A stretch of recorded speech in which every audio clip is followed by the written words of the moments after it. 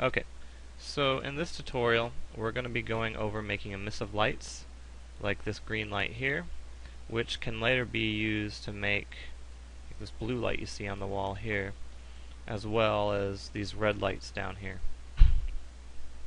Now this is a fairly easy effect to do, and this tutorial runs about 30 minutes or so.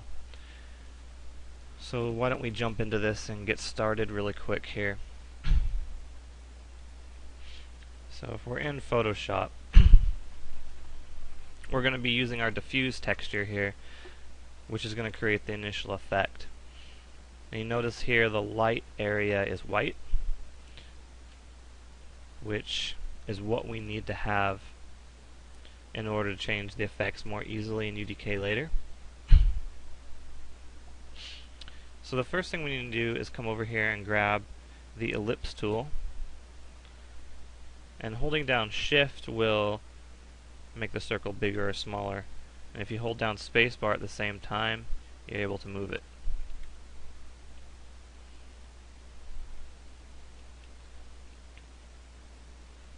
So I'm going to drag it into place by holding down shift, and then I'm going to use shift and control. You have to hold both of them down. And I'm going to get it into roughly into position here, kind of like that there. Now that we have our selection, we need to come into our channels and apply an alpha mask to it. Now if you already have an alpha in here, it will be under the blue layer if it does exist. Go ahead and delete it, because we do not need it, because we're going to redo our alpha to only affect this circular area.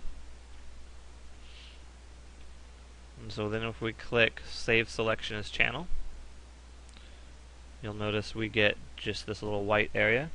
I'm going to hit Control D to deselect. And so now this is our area that our alpha channel is applied to. Everything that's black will not emit light, everything that's white will emit light.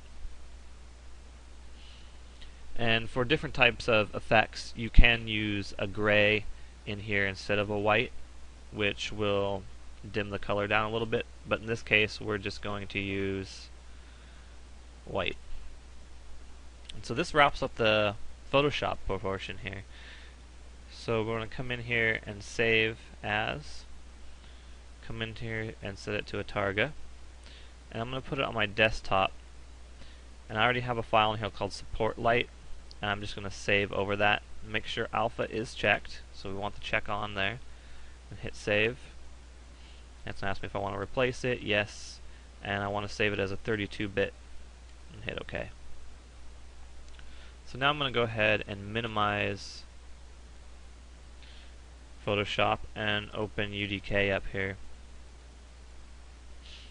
and I'm going to pull up its content browser, and I already have a pre-made package in here that has a static mesh in it that I'm going to be using for this little demo.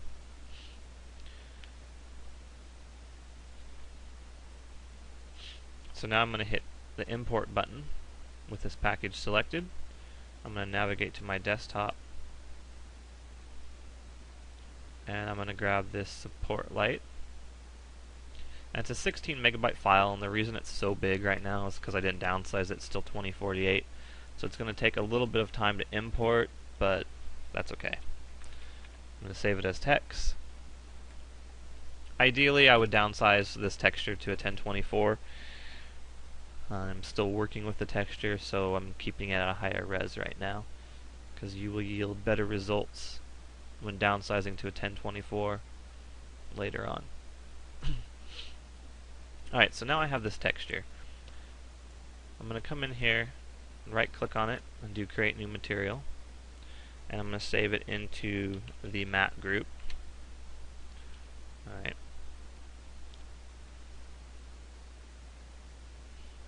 So now I'm going to double click on it here, and I'm going to plug the block into diffuse. Okay. So let's talk a little bit about how emissives work.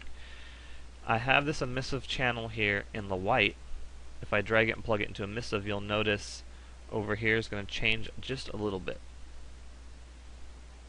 Okay, and yeah, it's emitting a texture, well, emitting light, I should say, not emitting a texture.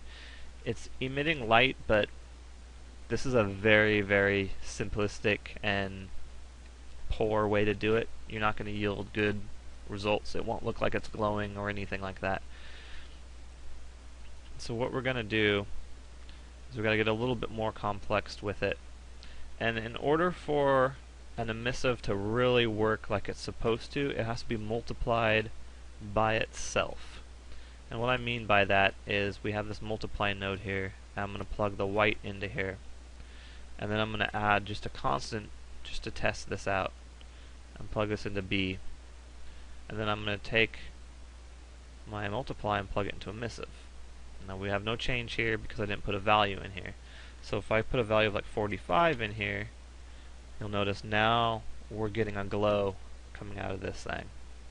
We've got a really hot white glow. And while this would work if we wanted just a white light, we do not. We got to get a little bit more fancy with this here. So I'm going to delete this value of 80. And what I want now is another multiply. And you saw me add this multiply really quickly later. You might be wondering how the hell I did that so quick. Okay, that's M and left click on the keyboard there. Just M and left click, M and left click, you'll add multiply nodes. Now there's another way to get to multiply nodes, and if you have your material expressions window open, if it's not open, it will be hiding under this Windows tab here under material expressions. And if we type MUL, you get multiply. So I'll drag my multiply out. Now this is really weird about this material expressions window. Not everything that you have available to you shows up in here. Like for example lerp, which is a linear interpolating alpha, which we'll be using later on. It doesn't know where it's at. So what I'm going to do now is we have this multiply here. I'm going to look for a scale parameter. So we've got my scale parameter here. I'm just going to drag it out and plug this into B. And I'm going to give it a name of brightness. And I'm going to give it a default value of 15. And this was what we can use later to change the brightness levels in our emissive texture. Next, we're going to need that lerp texture I was talking about earlier. And in order to get the lerp in, you hold down L and left click on the keyboard. And that's really the only way you'll find it. Like, it's not in here. Well, actually, it might be this linear. Yes, okay. They've renamed it in recent versions since I've used this. It used to show up as lerp, but now it's showing up as a linear interpolate. Alright, you learn something new every day. Alright, so we're going to plug that into A. And we need two color values which will plug into this A and B here. So what I'm going to do now is I'm going to look for a vector parameter. And vector parameters control RGB color. So I'm going to drag out two vector parameters. Kind of get them into the rough position here.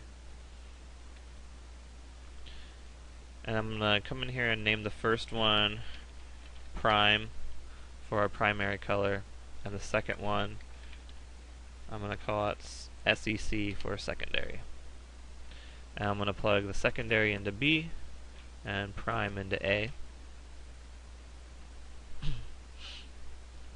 And we need one more thing to make this work right, and that is our good friend, the Fresnel.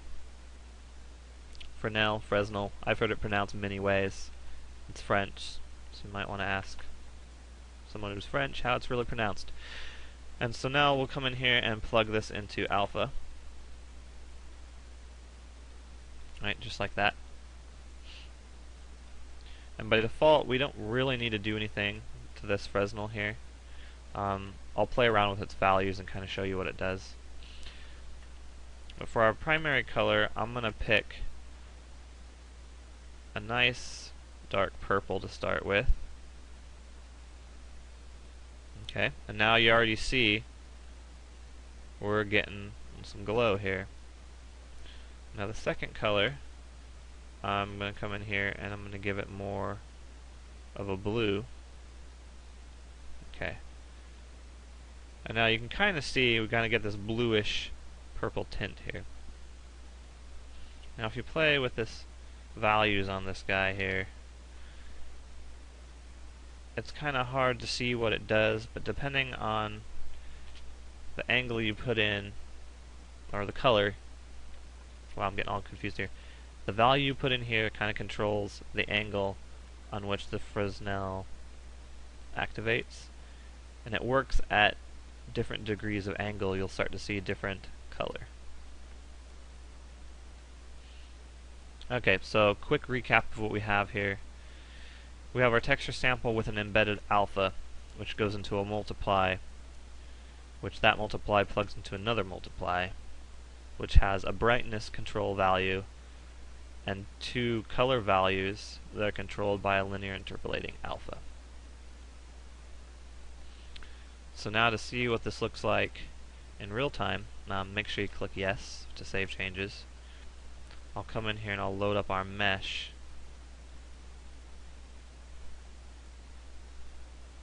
Okay, and in this viewer, for some reason it doesn't really show what it looks like. We actually have to drop it into the world here.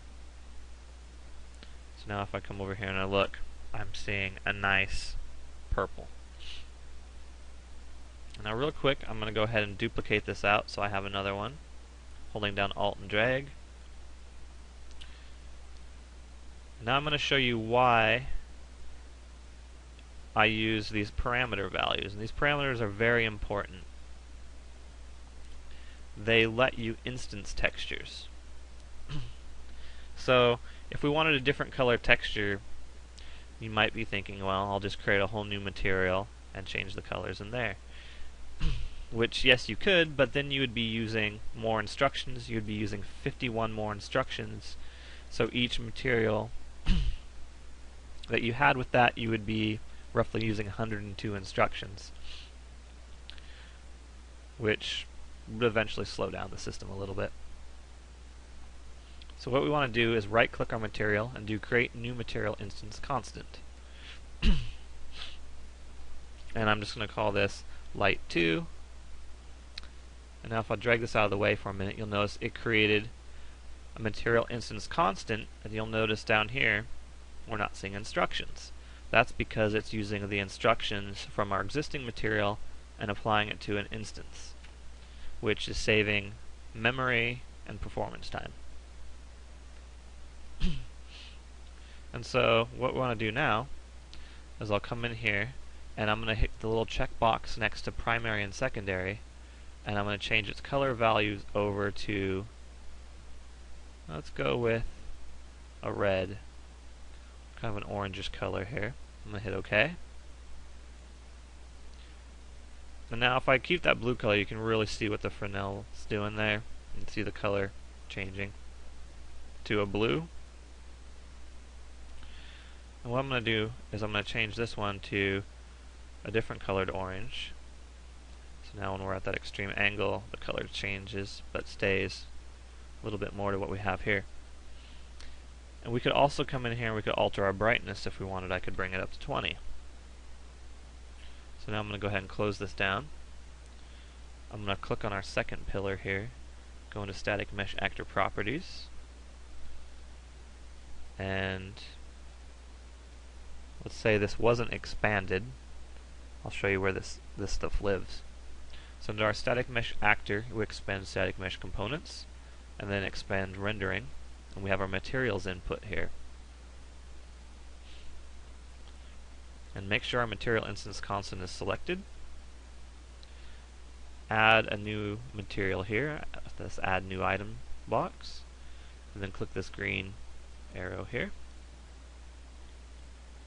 And now as you can see, that immediately switched our texture here, and we now have a purple light and a yellow light. And that is where I'll leave this tutorial at right now. Thanks for watching, guys.